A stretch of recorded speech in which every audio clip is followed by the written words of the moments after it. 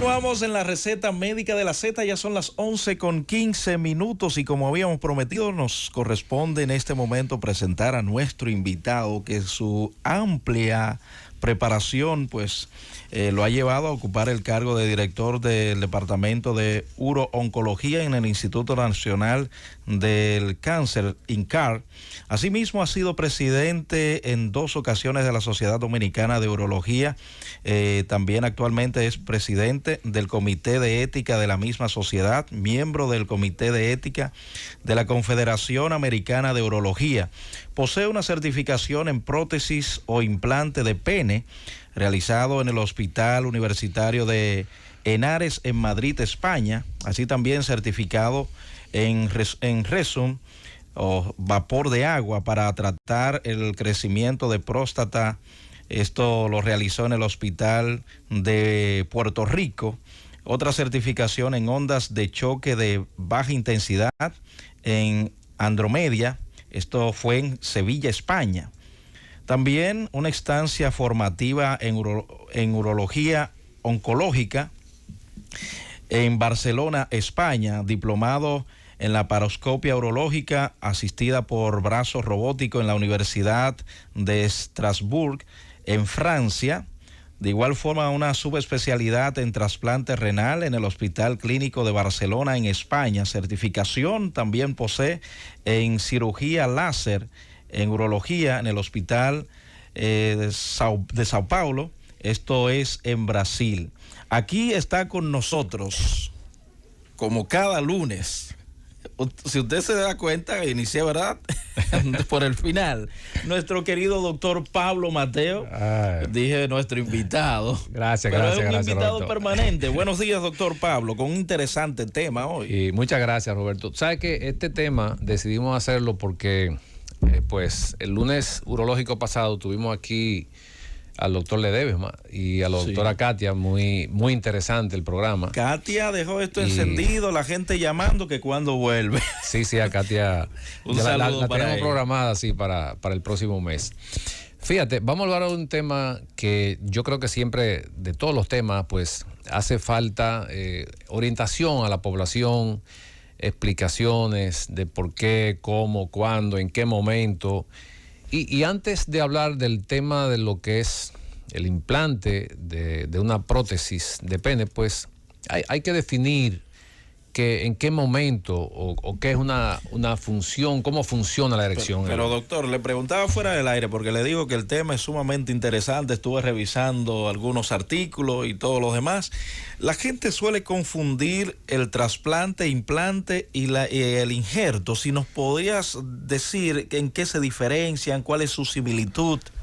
Bueno, para no hacer una definición muy sofisticada, por ejemplo, un implante es cuando implantamos algo. En medicina, por ejemplo, un implante puede ser un implante de una prótesis de pene porque implantamos algo, o una prótesis de cadera. Un trasplante es cuando generalmente se trasplanta o se implanta un órgano de una persona a otra. Y el injerto que puede ser autólogo o heterólogo, quiere decir que puede venir del mismo paciente. Generalmente se usa en el injerto de cabello, que se le quita el cabello al paciente de una parte y se le coloca en otra, o el injerto de piel. O sea, esa más o menos es la diferencia que hay entre un término y otro.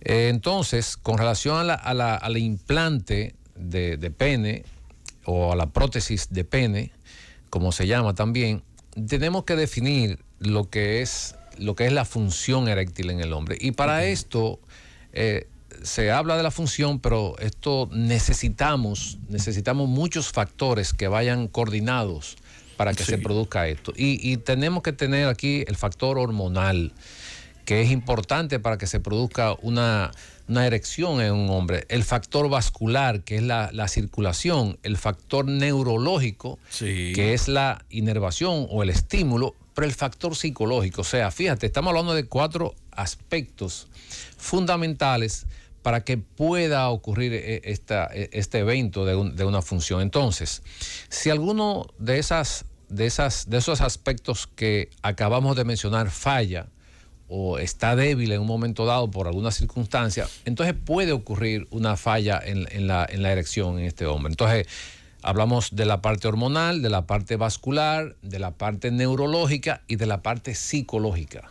Entonces, fíjate, probablemente un paciente con una buena circulación, un buen sistema nervioso y un nivel hormonal normal tiene alguna condición psicológica o ambiental que podría afectar a este paciente y probablemente no necesita ningún tratamiento. Por eso quise iniciar por esta parte, porque es bueno, no solamente en la parte sexual, en todos los aspectos de la medicina, pues hacer un buen diagnóstico para poder dar un tratamiento adecuado. Muchas veces el paciente se queja porque hace muchos análisis, muchos estudios, pero esto va en beneficio del paciente. ¿Por qué va en beneficio del paciente? Porque es la mejor forma, más adecuada para poderle brindar un tratamiento adecuado a ese paciente. Entonces, cuando hablamos del implante o de la prótesis de pene, esto es la última opción de tratamiento de un paciente con un trastorno de disfunción, con una dificultad para poder tener una erección satisfactoria. O sea, este es el último eslabón de tratamiento. Muy bien, pero esto ha ido avanzando, doctor, porque se hablan de varios tipos de prótesis peniana, como se le dice popularmente. Sí, sí. ¿Qué es lo que más se le recomienda al paciente? La bombita, hay otro tipo de prótesis que no tengo el nombre ahora mismo, pero lo que más la gente tiene en mente es la famosa bombita. Sí, realmente la bombita se popularizó ya hace muchos años, precisamente con un dominicano que se radicó en México. Tenía que ser. Sí, sí. Pero las prótesis vienen antes habían de un componente, de 2 componentes y de 3 componentes, pero ya se está usando o de un componente, quiere decir que es una prótesis maleable. Yo de hecho traje un ejemplo. Vamos a ver si nos ayudan con la cámara. Que aquí podemos mostrarlo porque cada una tiene su función y dependiendo de muchos aspectos del mismo paciente, pues cada una tiene su función. De hecho, todas las prótesis son buenas. Eso va a depender de lo que el paciente necesite, de sus posibilidades. Y, por ejemplo, esto va a depender del diagnóstico, como usted planteaba. Sí, del diagnóstico, pero ya cuando llegamos a tomar la decisión de hacer un implante, es porque ya hemos agotado el protocolo de tratamiento en este paciente. Por ejemplo, esto es una prótesis maleable. Maleable quiere decir... Puede presentarla en cámara. Por ejemplo, si aquí tenemos... Este paciente con una prótesis está en flacidez, vamos a decirlo así. Digo, aquí no hay flacidez nunca, sino que se lo coloca hacia debajo y cuando va a tener, pues lo pone hacia arriba. O lo endereza y tiene la relación. O sea, aquí es manual todo. Este tipo de implante se usa precisamente en pacientes cuando tienen algún trastorno de artrosis en la mano, que no pueden mover mucho la mano porque ya por la artrosis, por la edad. Bien. Entonces a este paciente le conviene este tipo de implante porque no tiene que manipular, no tiene que inflar la bombita, como le decimos de manera popular. Y entonces tenemos la de 3 componentes, que es esta. Ajá. Es importante que se sepa que todo esto va adentro. El paciente muchas veces se confunde y dice, pero ¿y eso me lo van a ver? No se ve nada, todo va dentro del organismo. Entonces aquí tenemos... un poquitito para que la audiencia lo pueda ver, la gente que nos sigue a través... Ahí se puede ver. Sí, ahí se puede ver, ahí sí. Por ejemplo, ahí tenemos, esto es la bombita de 3 componentes, ahí está flácido. Cuando esto va dentro del testículo, cuando activamos, entonces se llenan. Es el de 3 componentes. De 3 componentes, exacto. Entonces ahí, como ves, se pone rígido. La ventaja de esto es que aquí, pues, tanto el grosor como la longitud, se ve la diferencia en el momento en que se activa, la prótesis. Entonces, esto puede durar el tiempo que el paciente desee. Cuando termine, solamente le da un toque aquí y con el mismo peso del pene, entonces vuelve al estado de la flacidez. La sensibilidad, doctor, antes de usted continuar, ¿la sensación es la misma o se pierde un poco? Mira, eso es importante. Sí, claro que es importante. Por eso hice mucho énfasis al principio del diagnóstico. El diagnóstico es básico. Es básico porque probablemente muchos pacientes quieren ponerse una prótesis, pero a lo mejor no la necesitan. ¿Cómo Entonces, así? sí, porque si el paciente, por ejemplo... Si es psicológico el asunto. No psicológico, porque ya hemos agotado el tratamiento. Yo he visto pacientes que responden muy bien a los tratamientos orales. Entonces este es un paciente que no califica para un implante de pene. Pero muy importante. Aunque quiera ponérsela, ese paciente hay que orientarlo y decirle, a usted no le conviene por el momento someterse a una cirugía si usted responde al medicamento. Ya esto es cuando no hay respuesta, que el paciente agotó todo el tratamiento que hay, el protocolo que usamos. Con relación a la pregunta que hacía Roberto, una de las ventajas que tiene el implante de pene o la prótesis de pene es que no se altera la sensibilidad. El paciente tiene la misma sensación igual, eyacula igual, el orgasmo, o sea, todo se mantiene intacto. De hecho, los estudios que se han hecho en pacientes post implante, después que se le ha hecho el implante, lo que se quejan es que ¿por qué no hicieron esto 8 o 10 años atrás? ¿Por qué? Porque normalmente este paciente cae en un estado depresivo, es un paciente que pierde el interés en todo. Y con el tiempo, con los años, va pensándolo y toma una decisión en un momento en que ya el paciente incluso muchas veces está tratado por psiquiatría. Y yo esto lo tomo muy en serio. Y lo tomo muy en serio porque para mí la función sexual, tanto en el hombre como en la mujer, es parte de la salud. Claro, es parte de la salud del hombre. Sí. Y tengo en proyecto y ver si se puede, junto con las autoridades, que esto sea... se haga una rehabilitación sexual en ese hombre precisamente donde es operado por un cáncer y consecuencia de la cirugía, aunque lo vamos a curar de un cáncer, pero por consecuencia de la cirugía, una radical de próstata en este caso, el paciente no puede volver a tener una actividad sexual. Y ya tenemos las personas que nos van a ayudar a través de la fundación para empezar el proyecto, porque es una parte de la salud del hombre y de su entorno, Doctor, para que pueda reanudar su vida sexual activa. ¿Cuál ha sido la edad del paciente más joven que usted sepa que se le ha hecho un trasplante o mejor dicho, se le ha colocado una prótesis más bien? Bueno, yo ahora, el año pasado, vi un paciente, no fui yo que lo hice, fue el doctor Natalio Cruz, eso fue en Sevilla, un paciente de 26 años que tuvo un trauma haciendo unos juegos y tuvo fractura de vasos, no se pudo hacer nada y al final terminó en un implante de pene. Ese paciente...